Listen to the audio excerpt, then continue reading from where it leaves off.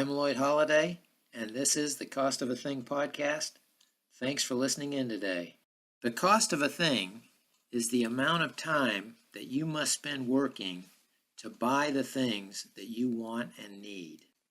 And that directly determines your standard of living. And the American standard of living is what this podcast is all about. And I will be discussing anything that affects our standard of living, especially those things that affect it in a negative way. Okay, this is podcast number 7, and I am still working on my list of my top 10 super ripoffs in America today. And today we're going to talk about the number 4 super ripoffs on that top 10 list. And I've already talked about the top 3. Number 1 was housing. Number 2 was the super medical ripoff. And number 3 was the college ripoff. And today, the number 4 on that top 10 list, super ripoff, is the population super ripoff. Yes, once the population of any country goes above a certain threshold, the standard of living of the people there will start to go down. And the United States reached that tipping point over 40 years ago in the 1960s, after the 1960s. And the USA standard of living has gone down since then. But once a country gets beyond that threshold of a good number that everybody can have a good standard of living at, when more people are added after that, more and more people come in, that means the people that are already here and those people that come in are going to get a smaller piece of that pie because there's just only so many resources to go around. There's only so much land to go around. There's only so much energy. There's only so much water. There's only so much wood. Any commodity that you might need. So that's the population ripoff. That's how we're getting ripped off by the ever increasing and astronomical rate at which the population of the United States has been increasing and is still increasing. Okay, so let's define the population ripoff. And one way that I use to define these ripoffs is to set a frame of reference, and I have been using the 1960s as that frame of reference. And in the 1960s, as if you've been listening to my podcast, you know that I believe the standard of living was better in the 1960s than it is today. And one reason for that is that all of these ripoffs that I'm talking about were not as big of a factor during that time. So let's look at the population that was in the United States through the 1960s. And as you can see from the chart there on the screen, that it went from about, in 1960, about 175 million to about 200 million at the end of the decade of the 60s. And of course, that compares to today's population of around 330 million. Almost 50% more people, or more than 50% more people, are here today than were in the 1960s, or here in the 1960s. And that is one reason that the standard of living was better back then in the 1960s. And these ripoffs that I'm talking about, especially the super ripoffs, were not as big of a factor, and that allowed people to have that better standard of living. So let's look at some more information here, or numbers on how quickly the population of the United States has exploded in the last, 100 years or so. In 1900, not only less than 120 years ago, there were 76 million total people in the United States. By the year 2000, 100 years later, there were 280 million. So it quadrupled in 1 century from 1900 to 2000. You can see that right there on the chart. And another one that's kind of astounding, the year 2000, there was 275 million Americans. And today, not even 20 years later, 50 million more. There's almost 330 million. So we added 50 million people somehow in the last 19 years. That's astounding to me. That's an explosion of people. And to put that in perspective, that's like adding the number of people in southern and coastal California, which is a huge number, 25 million at least. Two of those were added, two of those numbers of people, 2 Southern Californians and coastal Californians worth of people were added to the United States population in just the last 20 years. Wow. And okay, now where do most of these people come from? They're not coming just from births. A lot of them, probably more than half, according to my numbers here, are coming from immigration. And the United States allows in legally 1.1 million legal immigrants every year, year after year after year. That's more than 3,000 people per day come into the United States legally. Now, we don't know how many are coming illegally. So there you go. A lot of it, most of the people are coming in from immigration. Many are coming from births. This is just an overview on population today, the Population Ripoff. I'm going to do much more detailed podcasts in the future on exactly where all these people have come from and are coming from. And being alive in the 1960s as I was, and growing up during that time, and also living today, I notice the big difference in population. I notice the crowding.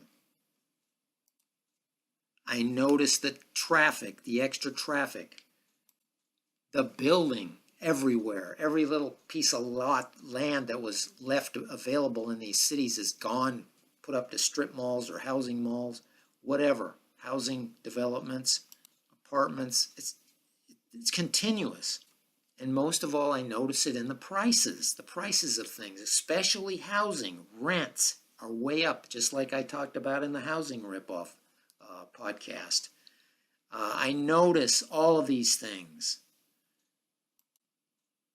In the city areas where there's just this intense group crowded of people, I notice a dirtier, the cities are dirtier. There's more trash everywhere. There's more like run down areas. There's just more people and more commotion. It just means more of everything, more pollution, more more sewage, more electricity usage, more fuel use. It's ever increasing with these people just hoarding in here like they are all the time. So there, I want to tell you, I noticed the crowding of today versus that in the 1960s, and I can tell you it was so much better, so much less stress, so much less cost of living back then. Houses were reasonably priced. Rents were reasonable.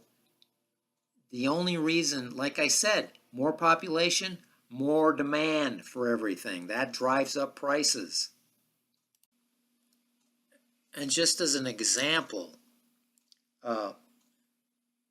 just about any city, especially the big ones, San Francisco, New York, uh, like that, Los Angeles. Take your money there. You're going to get less for your money because it's just a crowded, there's lots of demand. There's huge numbers of people that want to get the good things, and they're going to bid up the prices for those things. And any city is, that's just to show that crowding always results in higher prices. Okay, and another thing, I never see anybody questioning, no politician that I know of is questioning more people coming in. They're not questioning legal immigration at all. It's the way of things. They act like they always do this. They act like it's the way of things. Well, we're a country of immigrants, so we're always going to let in 1.1 million immigrants every year, year after year, till eternity, I guess. The only thing I ever hear politicians say is, immigration is good. We love more immigrants. We love more population. I actually heard one of the guys, Paul Ryan, I think, he was the Speaker of the House a few years ago.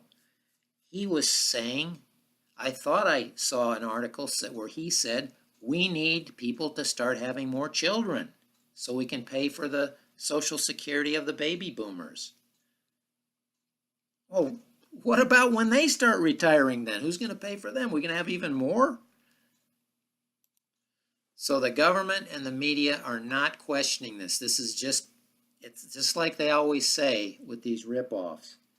As I laid out in the front, they always have this at the beginning of this video.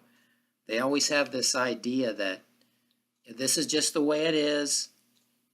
The country's getting more population. We just have to live with it.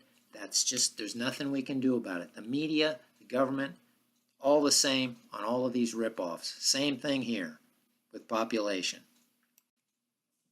So I asked this question to the government and to the media and those who are ignoring this ever-increasing population situation, the population super ripoff, as I call it. How many people in the United States is enough? How many is enough? What is the end game? Is it going to be 400 million, 500 million, a billion? Like China, 1.5 billion like China, 1 billion something like India? Those countries are not living too well. There's too many people. There's not enough resources. We'll talk about that in a little bit here, but will there ever be enough people here to satisfy the politicians? Will it ever stabilize? Will the population ever stabilize? Or will it just keep expanding at an exponential rate, higher and higher and higher and faster until it just explodes into some kind of a supernova? Who knows? Now, everyone's probably been in some situation in life where, it was just right, there was just enough people there, and it was comfortable, whatever you're at, a campground or a bar, or say you're in a nightclub or you're in a store, or a party you went to, and then there became to where there was more and more people coming, and it was just so crowded, it became a big mess. And there were so many people, you couldn't get the things that you needed and wanted to make it a nice experience anymore. You couldn't move around. There was too many people. You couldn't get to the places you want to get to anymore. It was just too crowded, and it became more tense. And you began to feel a tension inside, an anxiety feeling. And this is what happens when there's too many people in any situation. And that's what's happening in many parts of the United States and the world today. And this is where we're headed. And in many cases, this is where we are right now. And as I said before, the higher the population gets, the smaller the piece of a pie of the economy that each person's going to get. And let's talk about that a little here. One of the reasons this happens is because resources are limited. They're finite. There's not an unlimited amount of energy. There's not an unlimited amount of commodities. You go into these large cities like San Francisco, there's only so much space there. You're going to get a smaller. I see people living in smaller and smaller houses and apartments. I know a couple that just bought a new house. Their front yard is like the size of like a 10 by 10 bedroom. You know, a tiny bedroom. That's their front yard. The backyard's not much bigger. They got the house, but there's no yard. They've packed them in closer and closer. Now, that would never have happened before the population got to these levels. That's just one example. And I'm going to go into this a lot further, especially this piece of the pie thing I'm talking about in further podcasts. I'm going to bring up lots of different ways that the pie has gotten smaller for everybody. I mean, you go anywhere. You go to a national park. There's no campsites. You go to a state park. A lot of times there's no campsites, especially if it's in any kind of a slightly popular area. You better reserve a year ahead, or you're not even going to get a campsite or a hotel room a lot of times. Unless the hotels are super expensive, well, then that keeps people out of there if they're $300 or $400 a night. Well, of course, that's, again, what drives the prices up. Too many people. And another insidious thing that happens when there's more and more and more people. The governments, the local governments, the state and the federal government, they all feel the need then to regulate things more. They regulate things with more laws and more rules. You can't do this here. You can't do that there because that's disturbing somebody. See, there's too many people around and they're stepping on each other, so the government has to step in with regulations to control everything. And that's what they do. The more people, the more regulations are coming.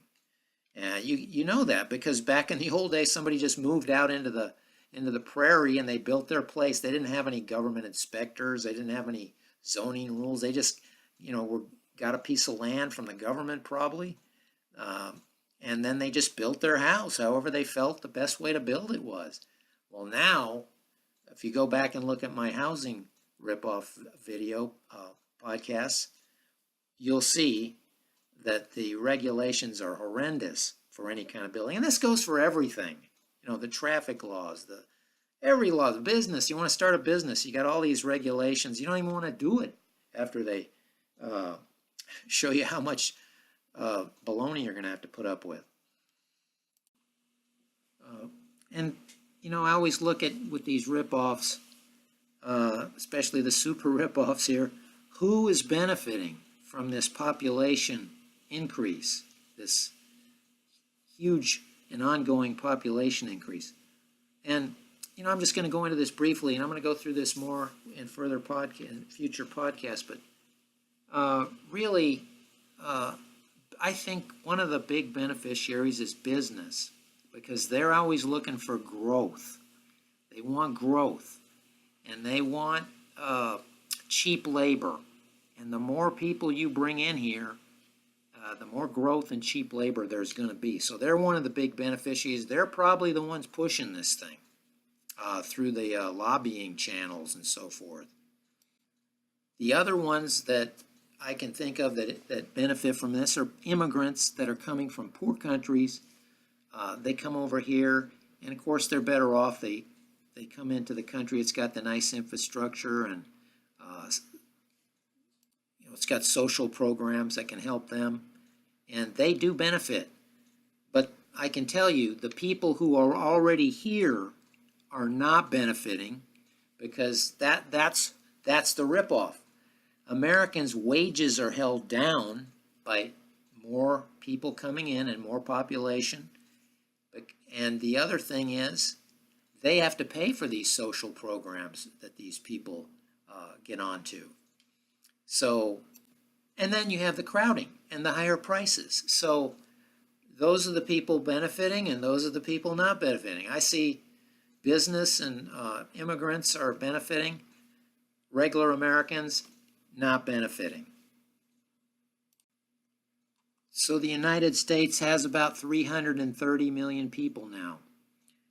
And the world has populated up in tandem with the United States. They've got now the world, instead of having a 2 or 3 billion like in the 60s, now there's 7.5 billion or somewhere in there. That's the estimates today. And let's just talk about the world a minute. There are so many people in the world now that it is impossible for that number of people to live at even the standard of living, the reduced standard of living that the United States has today. There's just not enough resources, there's not enough energy, there's not enough commodities, there's not enough. That's why most of the world is still poor. And the world could probably support maybe 2 billion with the current technology and a pretty nice standard of living for all of us, but not 7 billion and increasing. And that's one of the big problems the world's going to have to deal with, whether they're going to want to or not. They're going to have to deal with it at some point. Anybody that thinks more and more people beyond this point, especially, is a good thing, doesn't understand or even recognize the real numbers and what that means for the environment, for the Earth's resources, any of that. They don't get it. You're just going to bring more people in. Most of them are going to be in poverty. That's how it's going to probably wind up. In the United States, standard of living is declining now too because of this. I've looked at this thing every which way, up and down, and looked for solutions to how the 7.5 billion people on Earth could all live a nice standard of living. My conclusion, it's never going to happen. And you see people over there, they're bringing aid to these countries where they're starving, and people don't have good water. There's no sewer systems in many of these countries. And you hear these aid organizations, they say, well, we're working on it, and we're gonna make all these people have a great standard of living. You can't even hardly feed them all, and I don't even think that's happening. So how are they going to have a great standard of living, or even a good standard of living? I can tell you this much. More people in the world means a worse standard of living and a smaller piece of the pie for everybody that's in the world. That's the truth. It may not be what people want to hear. They want to hear that, yes, we can take care of all these people and they can live great like we do in Western Europe and the United States. Never going to happen. There's just not enough stuff, and there never will be. Just look at these large populated countries, and the ones that come to mind to me are China, India, maybe even Brazil, with these large populations. Basically, every one of them is mostly an impoverished country. They have too many people to do well economically. There's not enough to go around for everybody. So there's these large, huge, there's a few rich people there. Yeah, there is. There is some rich people, a certain percentage, a small percentage of the population. But most of the people live in squalor and poverty and, with disease. They don't have most of them don't have good medical care. Many times they don't even have enough to eat. I mean, that's how the world can't even feed itself. They couldn't feed itself with 5 billion. How can they feed themselves with 7 billion? And more. They're going to try to go to 10 or 20 billion, I suppose. And it's not happening, is it? It's not getting better. There's more people in poverty and starving around the world probably than there ever has been, with all these groups trying to solve the problem, the rock stars going down there, trying to, get people to donate more money to this. And there's just, the problem is population. That is the problem. Not enough money. It's too many people, and that is the problem. And I'm just going to hit on something here that population really affects too. As you go through life, especially if you're a young person, you're going to realize that everything is competitive.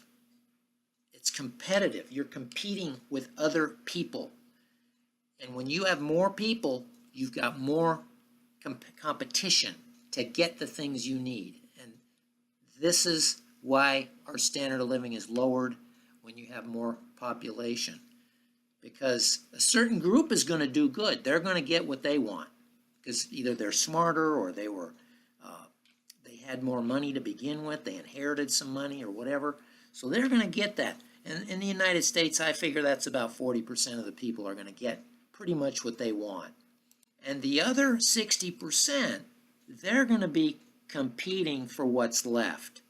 And there's not much left after that. Most of this 60% in the United States lives paycheck to paycheck with very little savings, just barely eking by.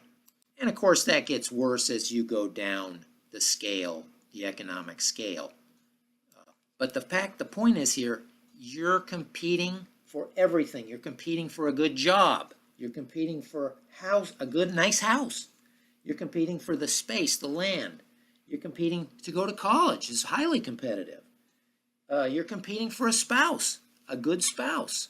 There's only so many out there that are good of any of those things I talked about just now. And it's just like I said, when you have more population, you're going to compete more for the few things, the smaller piece of the pie that's there. And you're not going to get as much probably as you would have if there was less population. It's like in the old days. A lot of people could live on the coast, right? I mean, if you really wanted to live right on the beach, you probably could pull that off. In the old days, when there was when there's only 100 million people in the United States, well, now, try that. You better be a movie star or a sports player or a big business guy. You better be something that makes millions of dollars for relatively little effort. Sure, you see the people in your town or around your town that are living in the nicer big homes, maybe a nice fancy neighborhood. Maybe this guy's got a very pretty wife or something like that. Well, he got that because he competed for that in the marketplace and got it, at least partially anyway. He probably has a good job and makes good money, and he can outcompete the next guy who's, working down at the department store or whatever as a checker. He doesn't have enough money to get a house like. He can't compete with that guy. The guy may be a doctor or a lawyer or some kind of a high-paid individual. So that's how they get those houses. They compete for those nice houses, and they take them. And some people are just not that good at competing. They don't want to compete. They see competition as, I don't know, it's just too hard for them. They don't thrive on it. And so a lot of those just drop out. They drop out of the workforce. They drop out of marriage. The idea of having a spouse. There's this MGTOW, men going their own way. They don't want to compete for these women. And a lot of them don't think there's enough good women even to compete for anymore. So they've just given up on it. You see a lot of these homeless people on the streets. They've given up. Many of them are mentally ill, or druggies or alcoholics, but still, even in the old days, there was a lot less of those people. And a lot of people give up and just start taking drugs. And we're having a lot of people kill themselves now with drugs, heroin-like type drugs. And a lot of people just outright commit suicide. And I don't know if this heavy competition for everything has anything to do with that, but it might. I suspect it could. And the more this competition is really intense right now in the Western world, especially for anything, for any of the good things in life. And the more people that come in, the more intense that competition is going to become. And a lot of these people, just like I said, they don't want to deal with that kind of competition. They don't like it, and they don't want to participate in it. And you're going to see more and more people dropping out like that. And there shouldn't be that level of competition just to get a house and a decent place to live and survive a reasonable standard of living. Okay, I'm going to wrap up podcast number 7, the Population Ripoff. And I hope you guys got something out of this. That's why I'm doing these things, to bring these issues forward to the hopefully they get out into the open more, because this is not being talked about by almost anybody. Nearly nobody is talking about this. So I'm talking about it. And I can tell you this, that the population explosion, high population, is one of the 3 things that I've been running away from my entire life, as I've seen it develop and explode. And I'll get into the other 2 things that I've been running away from my whole life, but population is one of them. Thank you for listening in today. And until next time, this is Lloyd Holiday signing off.